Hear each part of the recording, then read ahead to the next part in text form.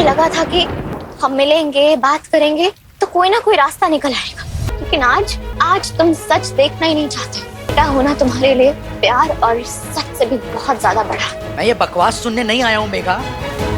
चोर तुम्हारी बुआ जी के मन में भी हो सकता है। अर्जुन, हम औरतों को पता लग जाता है, सिक्स्थ सेंस होता है। रियली? मेघा, तुम्हारे सिक्स सेंस ने तुम्हें ये नहीं बताया कि तुम्हारा पहला पति मनोज फ्रॉड था, लेकिन तुम्हारे सिक्स सेंस ने ये बता दिया कि मेरे पापा ने तुम्हारी बुआ जी के साथ बदतमीजी की है, कुछ गलत किया है, जबरदस्ती की है। तुम्हारे सिक्स सेंस ने तुम्हें बताया। गलती ना मेरी है, मुझे ही नहीं आना चाहिए था यहाँ तुम्हारे साथ। मेघा, मेघा क्या कर रही हो? कहाँ जा रही हो? घर जाना है ना? मैं ड्रॉप कर देता हूँ, चलो। अर्जुन, मैं कोई कागज नहीं हूँ जो गल जाऊंगी। छोड़ो मेरा हाथ। बड़ी हो जाओ, ग्रो अप। तुम समझ नहीं रही हो, तुम्हें ना अपने गुस्से के आगे कुछ नजर नहीं आता। मेघा, अगर तुम्हें कुछ हो गया, बीमार पड़ गई तो जूनियर को प्रॉब्लम हो जाएगी। गाड़ी में नहीं बैठना ना? कोई बात नहीं, वहां चलो। चलो, यहाँ तो खड़ी रह सकती हो ना? मेघा बरसिंगे के आने वाले एपिसोड में एक अलग ही ट्विस्ट देखने को मिलने वाला है। यहाँ पर भाई केपी को मारने के लिए घर वाले सारे आ गए मेघा के, तलवार वगैरह लेके आ जाते हैं उसके पापा। और हमने देखा ही था किस तरीके से गोल्डी बुआ भाई उसकी बदनामी कर रही है कि यहाँ पर सब कुछ जो किया है वो केपी ने किया है।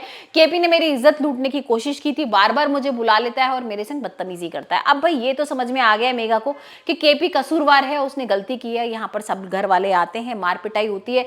अब बुआ जो है वो मेघा के घर वालों को पिटवा देती है और इसी बात को लेकर अर्जुन भड़क जाता है। अर्जुन चिल्ला रहा है, चीख रहा है कि सब क्या हो रहा है मेघा, और तुम ऐसे कैसे भाई बेबुनियाद सारी चीजें बोल रही हो, और तुम बुआ को बुलाओ। जैसे बुआ को बुलाते हैं बुआ मुकर जाती है। बुआ कहती है नहीं, ऐसे तो कुछ भी नहीं हुआ है, मेरी इज्जत को तो किसी ने नहीं लूटा है। और यहाँ पर ठीक है, केपी के बारे में कुछ नहीं बोलना चाहूंगी, लेकिन यहाँ पर रोना चीखना चालू कर देती है और रोते रोते वो कमरे में चली जाती है और सुसाइड करने की कोशिश करती है। अब जैसे ही वो कमरा बंद कर लेती है और भी पंखे से लटकती है, वैसे ही यहाँ सारे घर वाले आ जाते हैं।